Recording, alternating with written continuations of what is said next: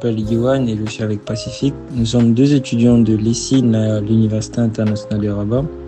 Nous vous présenterons notre projet d'analyse des températures mensuelles à Rabat, fait sur l'année 2024, dans le cadre de notre TP MATLAB de l'ESSIN 2. L'objectif était d'explorer les outils MATLAB pour modéliser et analyser des données climatiques, en combinant génération de données, statistiques, interpolation et analyse périodique.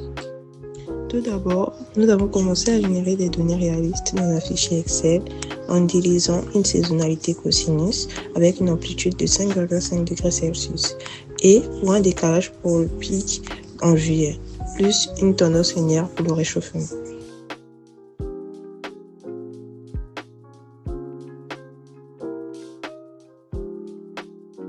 Ensuite, nous avons calculé les statistiques comme la moyenne et l'écart type et ajusté une loi normale.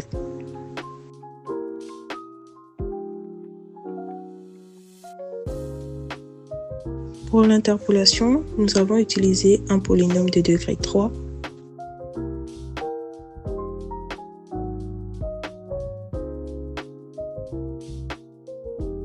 Et pour la modélisation symbolique, nous avons trouvé des points critiques de notre fonction de température.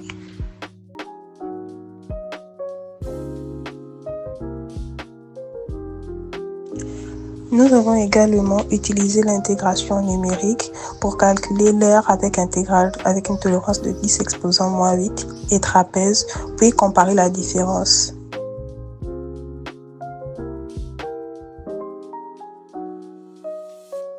Puis, avec l'analyse de Fourier, nous avons modélisé les températures avec min, calculé les coefficients A1, B1, ainsi que la fonction de reconstruction G de X.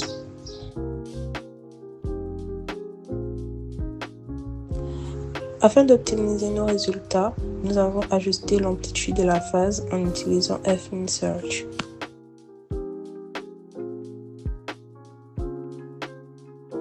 Les résultats montrent une moyenne annuelle proche de 18 degrés Celsius avec une température estimée à 23,5 degrés le 15 juillet par interpolation. L'analyse de Fourier a bien capturé la périodicité annuelle, tandis que l'optimisation a ajusté l'amplitude à 5,8 degrés Celsius et le décalage de 0,2 radians a amélioré ainsi la précision. Voici les graphiques présentés. La différence entre la méthode d'intégration était minime, de l'ordre de 10 puissance -6, ce qui nous confirme la fiabilité. En somme, à la fin de ce projet, nous pouvons dire que nous avons appris de nouveaux outils que nous pouvons utiliser sur MATLAB, tels que l'analyse de données complexes, qui nous permettent ainsi de faire des applications de prévision climatique, d'études d'impact environnemental et d'optimisation énergétique.